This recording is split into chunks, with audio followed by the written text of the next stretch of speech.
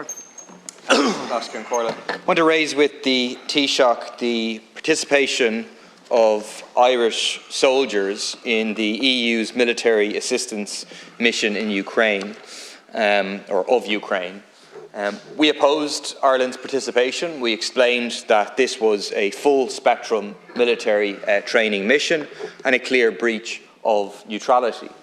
In response, government representatives repeatedly said that Irish soldiers would only be involved in non-lethal training.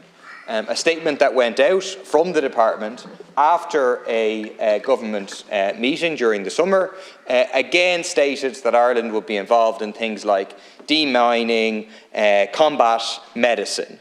But then it emerged, thanks to the Irish Times, that the Irish military is actually providing basic weapons training to Ukrainian soldiers.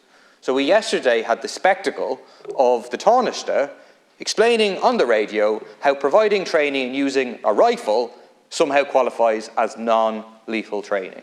Taoiseach, do you also believe that training people how to shoot rifles is non-lethal training? Do you accept that this is very clearly lethal training? Do you accept that this is very clearly yet another breach of Ireland's neutrality and a horrific abuse of Putin's invasion of Ukraine to drive this pre-existing agenda of removing what is left of neutrality and aligning Ireland with the Western powers of NATO and the process of militarisation within the European Union?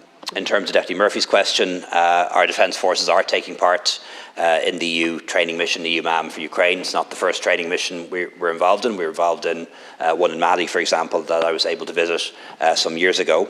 They are providing training for Ukrainian forces in areas like demining, because Russia has mined a huge part of southern Ukraine, presumably with the view to trying to hold on to it, given that Russia's annexed large parts of Ukraine. And they're also providing training in firearms use, and of course firearms can be used in a defensive manner. We don't believe that Ukrainian troops are going to invade Russia, quite the opposite.